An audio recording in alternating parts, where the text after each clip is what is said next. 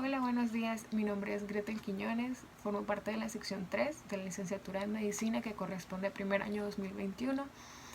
Y el curso al cual pertenece este video es Estrategias de Comunicación Lingüística. El día de hoy les voy a compartir el capítulo 28 de la obra El ingenioso Hidalgo Don Quijote de la Mancha, que fue escrita por Miguel de Cervantes Saavedra. El título de este capítulo es que trata de la nueva y agradable aventura que al cura y barbero sucedió en la misma sierra. Felicísimos y venturosos fueron los tiempos donde se echó al mundo el audacísimo caballero Don Quijote de la Mancha, pues por haber tenido tan honrosa determinación como fue el querer resucitar y volver al mundo la ya perdida y casi muerta orden de la andante caballería, gozamos ahora de esta nuestra edad, necesitada de alegres entretenimientos, no sólo de la dulzura de su verdadera historia, sino de los cuentos y episodios de ella, que, en parte, no son menos agradables y artificiosos y verdaderos que la misma historia, la cual, prosiguiendo su rastrillado, torcido y aspado hilo, cuenta que así como el cura comenzó a prevenirse para consolar a Cardenio, lo impidió una voz que llegó a sus oídos, que, con tristes acentos, decía de esta manera: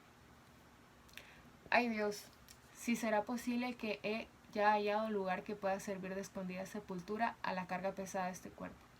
que tan contra de mi voluntad sostengo. Sí será, si la soledad que prometen estas sierras no me miente. Ay, desdichada y cuán más agradable compañía harán estos riscos y malezas a mi intención, pues me darán lugar para que con quejas comunique mi desgracia al cielo, que no la dé ningún hombre humano, pues no hay ninguno en la tierra de quien se pueda esperar consejo en las dudas, alivio en las quejas, ni remedio en los males».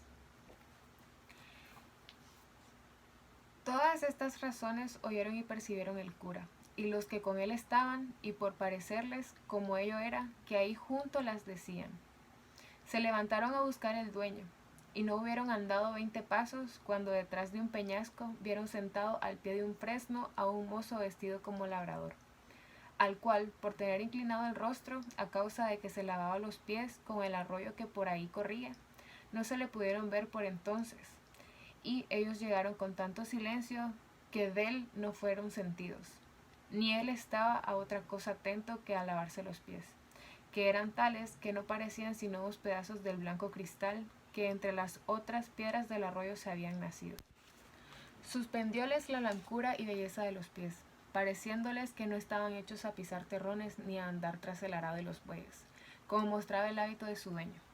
Y así, viendo que no habían sido sentidos, el cura que iba adelante hizo señas a los otros dos que se agacepasen o escondiesen detrás de unos pedazos de peña que ahí había. Y así lo hicieron todos, mirando con atención lo que el mozo hacía, el cual traía puesto un capotillo pardo de 2 haldas, muy ceñido al cuerpo con una toalla blanca. Traía asimismo unos calzones y polainas de paño pardo, y en la cabeza una montera parda. Tenía las polainas levantadas hasta la mitad de la pierna, que, sin duda alguna, de blanco alabastro parecía. Acabóse de lavar los hermosos pies, y luego con un paño de tocar, que se sacó debajo de la montera, se los limpió, y al querer quitársele, alzó el rostro, y tuvieron lugar los que mirándole estaban de ver una hermosura incomparable, tal que Cardenio dijo al cura con voz baja: «Está, ya que no es Lucinda, no es persona humana, sino divina». El mozo se quitó la montera, y sacudiendo la cabeza a una y a otra parte, se comenzaron a descoger y desparcir unos cabellos que pudieran los del sol tenerles envidia. Con esto conocieron que el que parecía labrador era mujer, y delicada, y aún la más hermosa que hasta entonces los ojos de los dos habían visto, y aún los de Cardenio, si no hubieran mirado y conocido a Lucinda, que después afirmó que sola la belleza de Lucinda podía contender con aquella. Los luengos y rubios cabellos no solo se cubrieron las espaldas, mas toda en torno la escondieron debajo de ellos, que si no eran los pies, ninguna otra cosa de su cuerpo se les parecía, tales y tantos eran. En esto les sirvió de peine unas manos que si los pies en el agua habían parecido pedazos de cristal, las manos en los cabellos semejaban pedazos de apretada nieve. Todo lo cual en más admiración y en más deseo de saber quién era ponía a los tres que la miraban. Por esto determinaron de mostrarse y al movimiento que hicieron de ponerse en pie, la hermosa moza alzó la cabeza y, apartándose los cabellos de delante de los ojos con entrambas manos, miró los que con los ruidos hacían, y apenas los hubo visto, cuando se levantó en pie y sin guardar a calzarse ni a recoger los cabellos, asió con mucha presteza un bulto, como de ropa, que junto a sí tenía, y quiso ponerla en huida, llena de turbación y sobresalto. Mas no hubo dado 6 pasos cuando no pudieron sufrir los delicados pies la aspereza de las piedras. Dio consigo en el suelo, lo cual visto por los 3 salieron a ella, y el cura fue el primero que le dijo: Deteneos, señora, quien quiera que seáis, que los de aquí veis solo tenéis intención de serviros. No hay para que os pongáis en tan impertinente huida, porque ni vuestros pies los podrán sufrir ni nosotros consentir. A todo esto ella no respondía palabra, atónita y confusa. Llegaron pues a ella, y asiéndola por la mano del cura, prosiguió diciendo: Lo que vuestro traje, señora, nos niega, vuestros cabellos nos descubren, señales claras que no deben de ser de poco momento las causas que han disfrazado vuestra belleza en hábito tan indigno, y traídola a tan soledad como esta, en la cual ha sido ventura el hallaros, y si no para dar remedio a vuestros males, al menos para darle consejos, pues ningún mal puede fatigar tanto, ni llegar a tan el extremo de serlo, mientras no acaba la vida, que rehuya de no escuchar, siquiera el consejo que con buena intención se le da al que lo padece. Así que, señora mía, o señor mío, lo que vos quisieres ser, perded el sobresalto que vuestra vista os ha causado, y contadnos acerca buena o mala suerte, que en nosotros juntos o en cada uno hallaréis quien os ayude a sentir vuestras desgracias. En tanto que el cura decía estas razones, estaba la disfrazada moza como embelesada, mirándolos a todos, sin mover labio ni decir palabra alguna, bien así como rústico aldeano que de improviso se le muestran cosas raras y de él jamás vistas. Mas volviendo el cura a decirle otras razones al mismo efecto encaminadas, dando ella un profundo suspiro, y rompió el silencio y dijo: Pues que la soledad de estas tierras no ha sido parte para encubrirme, ni la soltura de mis descompuestos cabellos no ha permitido que sea mentirosa mi lengua. El balde sería fingir yo de nuevo ahora lo que si se me creyese. Sería más por cortesía que por otra razón alguna. Presupuesto esto, digo, señores, que os agradezco el ofrecimiento que me habéis hecho, el cual me ha puesto en obligación de satisfaceros en todo lo que me habéis pedido, puesto que temo que la relación que os hiciere de mis desdichas os ha de causar, al par de compasión, la pesadumbre, porque no habéis de hallar remedio para remediarlas, ni consuelo para entretenerlas. Pero con todo esto, porque no ande vacilando mi honra en vuestras intenciones, habiéndome ya conocido por mujer y viéndome moza, sola y en este traje. Cosas todas juntas y cada una por sí, que pueden echar por tierra cualquier honesto crédito, os habré de decir lo que quisiera callar si pudiera. Todo esto dijo sin parar la que tan hermosa mujer parecía, con tan suelta lengua, con voz tan suave, que no menos le admiró su discreción que su hermosura,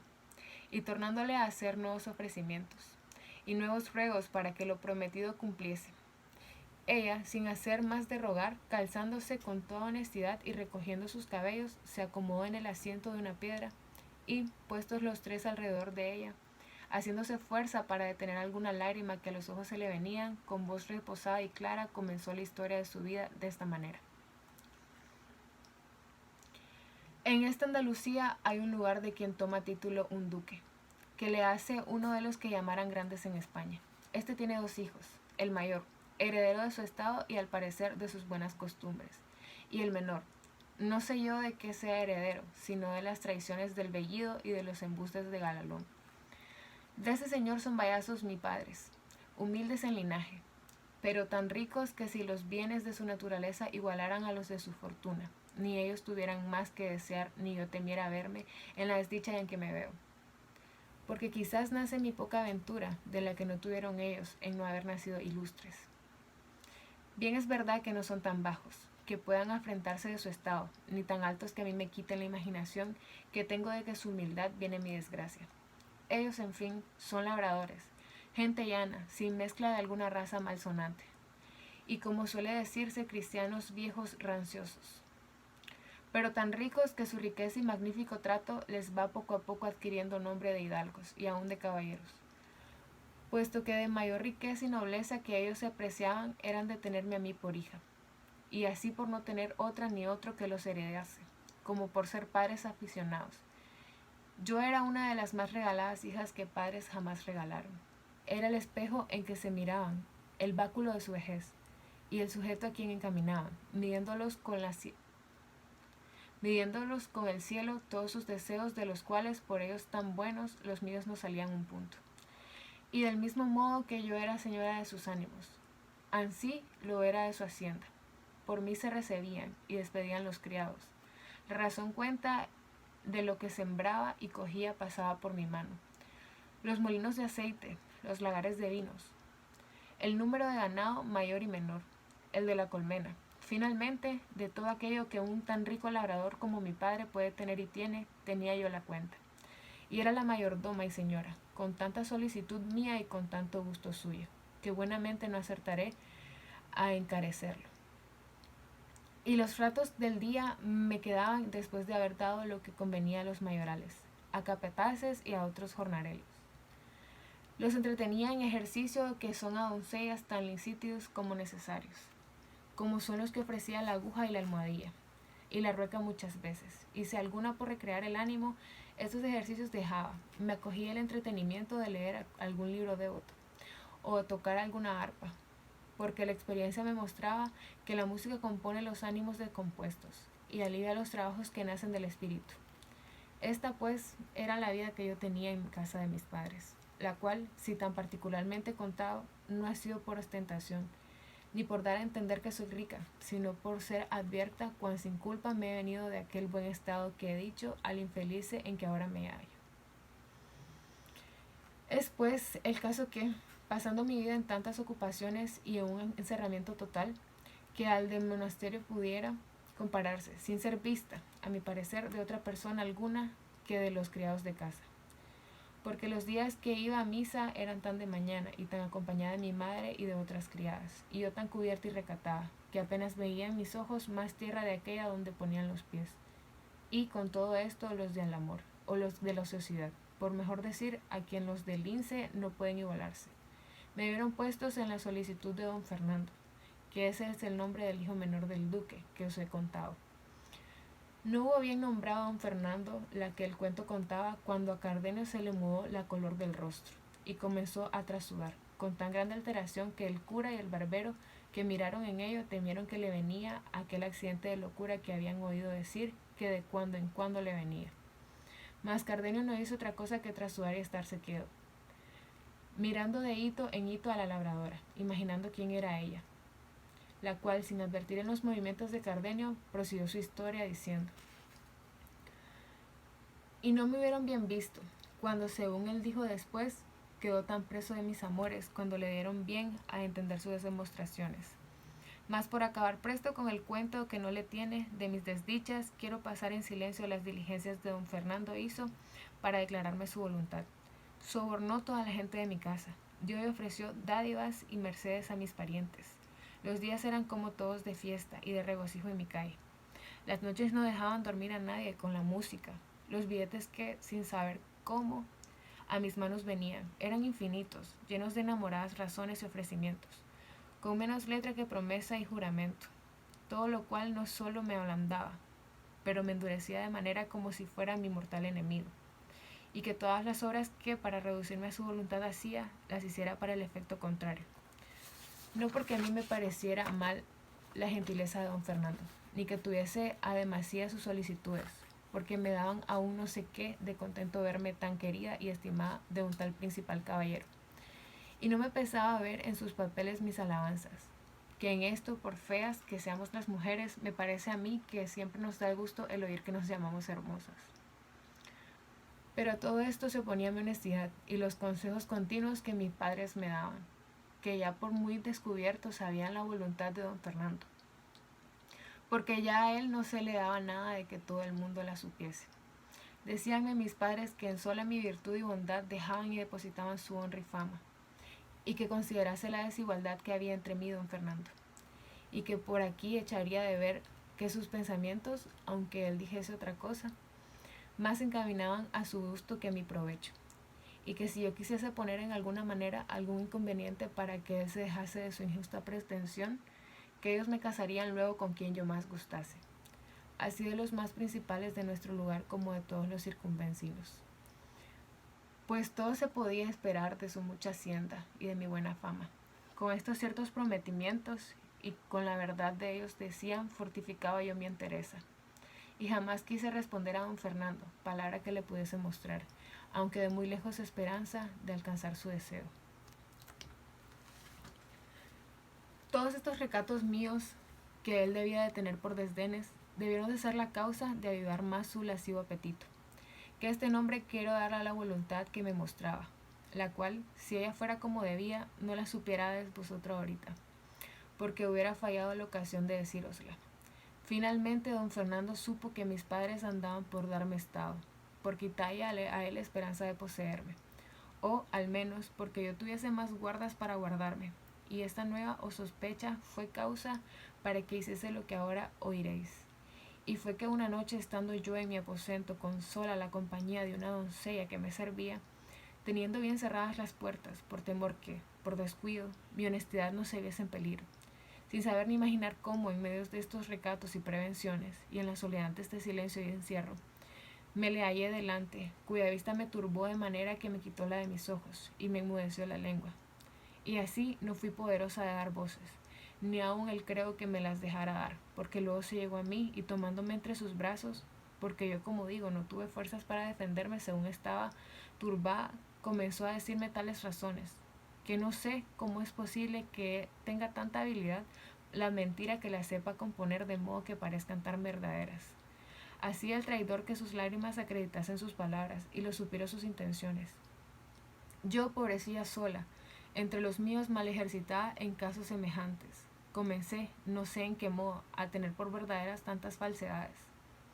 Pero no de suerte que me moviesen a compasión menos que buenas sus lágrimas y suspiros.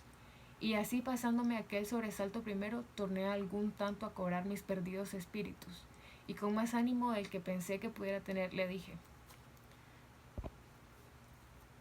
sí, como estoy, Señor, en tus brazos, estuviera entre los de un león fiero, y de librarme de ellos, se me asegurara con que lo hiciera o dijera cosa que fuera en perjuicio de mi honestidad, así fuera posible hacella o decía, como posible dejar de haber sido lo que fue. Así que si tú tienes ceñido mi cuerpo con tus brazos, yo tengo atada mi alma con mis buenos deseos, que son tan diferentes de los tuyos como lo verás. Si con hacerme fuerza quisieras pasar delante de ellos, tu Versaya soy yo, pero no tu esclava. Ni tiene ni debe de tener imperio la nobleza de tu sangre para deshonrar y tener en poco la humildad de la mía. Y en tanto me estimo yo, villana y labradora como tú, señor y caballero, conmigo no han de ser de ningún efecto tus fuerzas, ni han de tener valor tus riquezas, ni tus palabras han de poder engañarme, ni tus suspiros y lágrimas enternecerme. Si alguna de todas estas cosas que he dicho viera yo, en el que mis padres me dieran por esposo, a su voluntad se ajustará la mía, y mi voluntad de la suya no saliera, de modo que, como me quedara con honra, aunque quedara sin gusto, de grado te entregaría lo que tú, Señor, ahora con tanta fuerza procuras. Todo esto he dicho porque no es pensar que de mi alcance cosa alguna el que no fuera en mi legítimo esposo. Si no reparas más que en eso, bellísima Dorotea, que este es el nombre de esta desdichada, dijo el desleal caballero, ves aquí te doy la mano de ser lo tuyo, y sean testigos de esta verdad los cielos, a quien ninguna cosa se esconde, y esta imagen de Nuestra Señora que aquí tienes.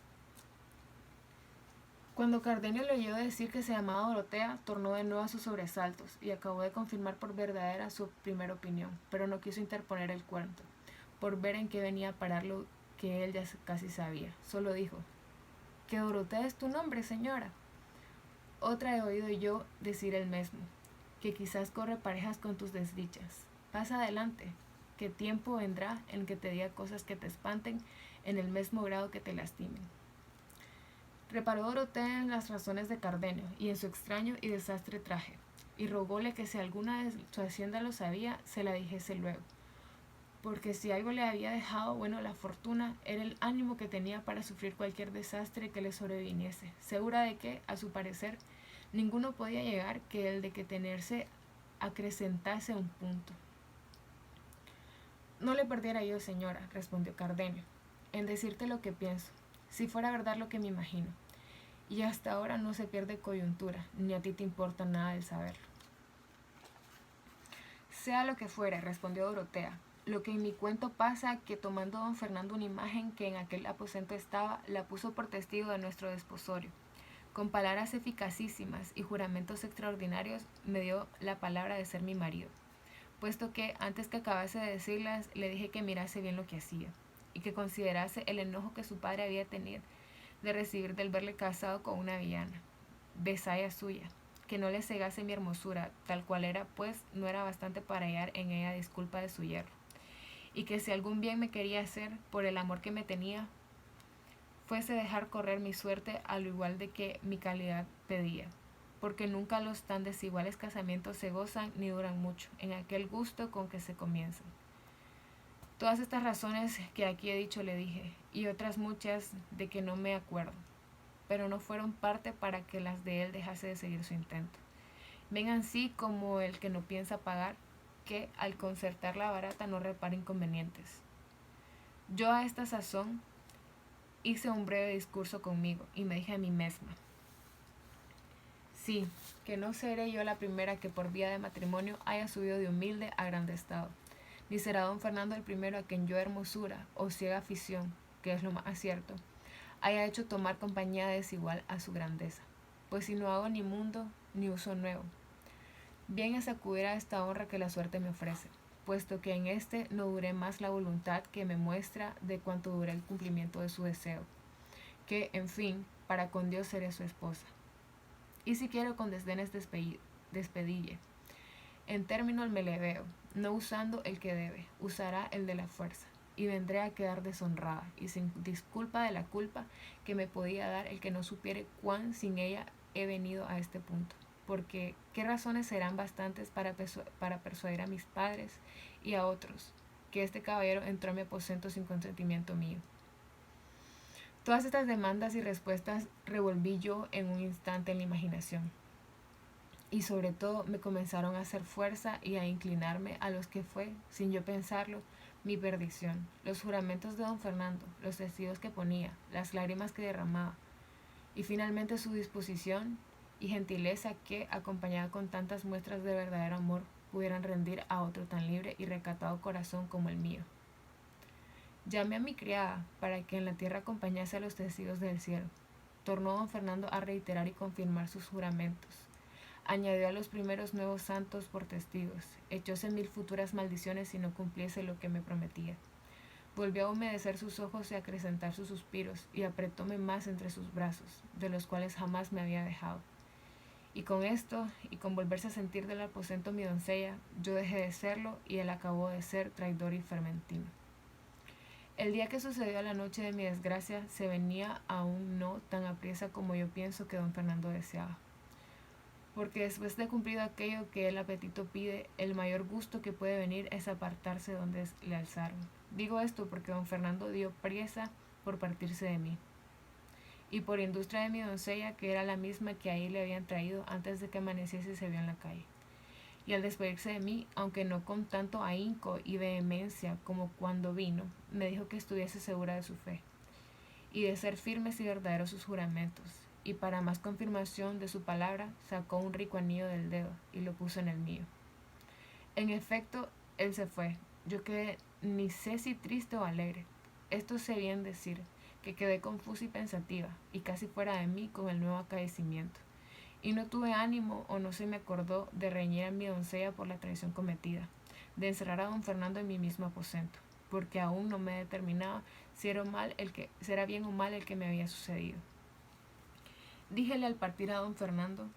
que por el mismo camino de aquella podría venirme otras noches, pues ya era suya, hasta que cuando él quisiese aquel hecho se publicase. Pero no vino otra alguna, sino fue la siguiente. Ni yo pude verle en la calle ni en la iglesia en más de un mes, que en vano no me cansé de solicitar. puesto que supe que estaba en la villa y que los más días iba a la casa, ejercicio de que él era muy aficionado. Estos días y estas horas bien sé yo que para mí fueron aciagos y menguadas, y bien sé que comencé a dudar de ellos y aún a descrecer de la fe de don Fernando, y sé también que mi doncella oyó entonces las palabras que en represión de su atrevimiento antes no había oído, y sé que me fue forzoso tener cuenta con mis lágrimas y con la compostura de mi entorno, por no dar ocasión a mis padres me preguntasen que de qué andaba descontenta y me obligasen a buscar mentiras que decilles. Pero todo esto se acabó en un punto. Llegándose uno de los pensamientos, atropellaron respetos y se acabaron los honrados discursos, y a donde se reperdió la paciencia salieron a plaza mis secretos pensamientos. Y esto fue porque de ahí a pocos días se dijo en el lugar como en una ciudad allí cerca se había casado don Fernando con una doncella hermosísima en todo extremo y de muy principales padres, aunque no tan rica, que por dote pudieran aspirar a tan noble casamiento. Díjose que se llamaba Lucinda, con otras palabras o con otras cosas que en sus desposorios sucedieron dignas de admiración. Oyó Cardenio el nombre de Lucinda, y no hizo otra cosa que encoger los hombros, morderse los labios, enarcar las cejas y dejar de ahí a poco caer por sus ojos dos fuentes de lágrimas. Mas no por eso dejó Dorotea de seguir su cuento, diciendo: llegó esta triste nueva a mis oídos, y, en lugar de helárseme el corazón en oilla, fue tanta la cólera y rabia que se encendió en él que faltó poco para no salirme por las calles dando voces, publicando la alevosía y traición que se me había hecho. Mas templóse esta furia por entonces compensar de poner aquella mesma noche por obra lo que puse, que fue ponerme en este hábito, que me dio uno de los que llaman zagales en casa de los labradores, que era criado de mi padre, al cual descubrí toda mi desventura y le rogué me acompañase hasta la ciudad donde entendí que mi enemigo estaba. Él, después que hubo reprendido mi atrevimiento y afeado mi determinación, viéndome resuelta en mi parecer, se ofreció a tenerme compañía. Como él dijo, hasta el cabo del mundo. Luego, al momento encerré en una almohada de lienzo un vestido de mujer y algunas joyas y dineros por lo que podía suceder, y en el silencio de aquella noche, sin dar cuenta a mi traidora doncella, salí de mi casa acompañada de mi criado y de muchas imaginaciones, y me puse en camino de la ciudad a pie. Llevaba en vuelo el deseo de llegar, ya que no a estorbar lo que tenía por hecho, a lo menos a decir a don Fernando me dijese que con qué alma lo había hecho. Llegué en 2 días y medio donde quería, y en entrando por la ciudad pregunté por la casa de los padres de Lucinda, y al primero a quien hice la pregunta me respondió más de lo que yo quisiera oír. Díjome la casa y todo lo que había sucedido en el desposorio de su hija, cosa tan pública en la ciudad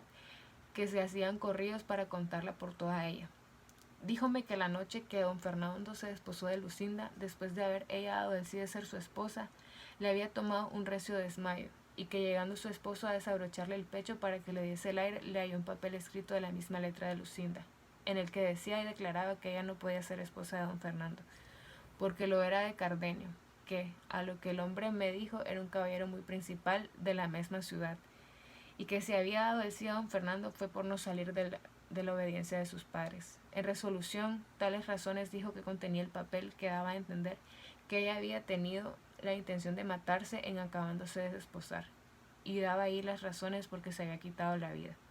Todo lo cual dicen que confirmó una daga que le hallaron no sé en qué parte de sus vestidos. Todo lo cual visto por don Fernando, pareciéndole que Lucinda le había burlado y escarnecido y tenido en poco, arremetió a ella antes de su desmayo volviese, y con la misma daga que le hallaron le quiso dar a puñaladas. Y lo hiciera si sus padres y los que se hallaban presentes no se lo estorbaran. Dijeron más, que luego se ausentó don Fernando y que Lucinda no había vuelto de su palacísimo hasta el otro día. Que contó a sus padres cómo era la verdadera esposa de aquel Cardenio que he dicho. Supe más, que el Cardenio, según decía, se halló presente a los desposorios, y que en viéndola desposada, lo cual él jamás pensó, se salió de la ciudad desesperado, dejándole primero escrito una carta, donde daba a entender el agravio de Lucinda le había hecho,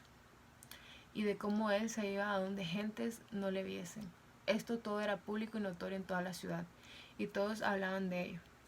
Más hablaron cuando supieron que Lucinda había faltado a casa de sus padres y de la ciudad, pues no la hallaron en toda ella, de que perdían el juicio sus padres y no sabían en qué medio tomar para poder hallarla. Esto que supe puso en vano mis esperanzas, y tuve por mejor no haber hallado a don Fernando, que no hallarle casado. Pareciéndome que aún no estaba del todo cerrada la puerta de su remedio, dándome yo a entender que podía ser que el cielo hubiese puesto aquel impedimento en el segundo matrimonio por atraerla a reconocer lo que al primero debía, y a caer en la cuenta de que era cristiano, y de que estaba más obligado a su alma que a los respetos humanos. Todas estas cosas revolvía en mi fantasía, y me consolaba sin tener consuelo, fingiendo unas esperanzas largas y desmayadas para entretener la vida que ya aborrezco. Estando pues en la ciudad sin saber qué hacer, pues a don Fernando no hallaba, llegó a mis oídos el público pregón donde se prometía grande hallazgo a quien me hallase,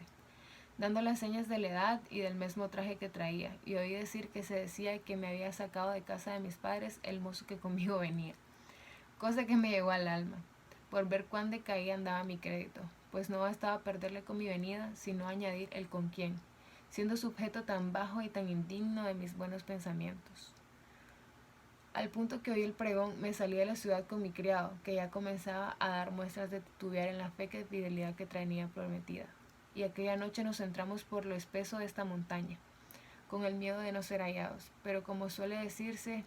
que un mal llama a otro, y que el fin de una desgracia suele ser el principio de otra mayor, así me sucedió a mí, porque mi buen criado, hasta entonces fiel y seguro, así como me vio en esta soledad, incitado de su misma bellaquería, antes de mi hermosura, quiso aprovecharse de la ocasión que, a su parecer, estos yernos le ofrecían. Y con poca vergüenza y menos temor de Dios ni respeto mío, me requirió de amores. Y viendo que yo con feas y justas palabras respondía a las desvergüenzas de sus propósitos, dejó aparte los ruegos, de quien primero pensó aprovecharse, y comenzó a usar la fuerza. Pero el justo cielo, que con pocas o ningunas veces deja de mirar y favorecer a las justas intenciones, favoreció las mías,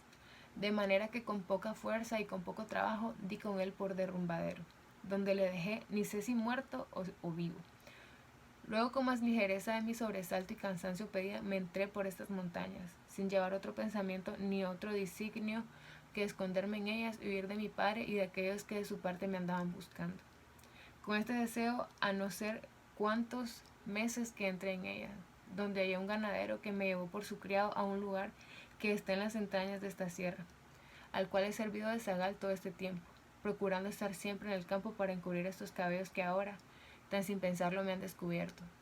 Pero toda mi industria y toda mi solicitud fue y ha sido de ningún provecho, pues mi amo vino en conocimiento de que yo no era varón, y nació en él el mismo mal pensamiento que mi criado.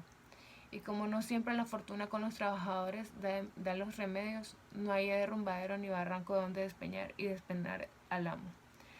Como la hallé para el criado, y así tuve por menor inconveniente dejar y esconderme de nuevo entre esas asperezas que probar con él mis fuerzas o mis disculpas. Digo pues que me torné a emboscar y a buscar donde sin impedimento alguno pudiese con suspiros y lágrimas rogar al cielo se duela de mi desventura y me dé industria y favor para salir de ella, o para dejar la vida en estas soledades, sin que quede memoria de esta triste, que tan sin culpa suya habrá dado materia para que de ella se hable y murmure en la suya y en las ajenas tierras. Fin del capítulo. 2000 years later. Mi opinión acerca del texto es que una vez más Miguel de Cervantes Saavedra me deja atónita al ver la destreza que él tiene al utilizar el lenguaje coloquial en sus escritos. Y lo bello que es ver cómo puede desenlazar una historia completa utilizando estas palabras. Las tres palabras que llamaron mucho mi atención y son muy importantes en el desarrollo del capítulo 28 del libro son desventura, que se define como situación que produce gran dolor y sufrimiento y es encontrada varias veces en el texto. Zagal, que vendría a ser muchacho o persona de servidumbre y se encuentra en el último párrafo del capítulo 28. Y montera, que es una de las primeras palabras que se utiliza en el capítulo y se traduce como prenda de vestir que cubre y abriga la cabeza. Es generalmente de paño y de diversas formas según la zona donde se utilice o sea su origen.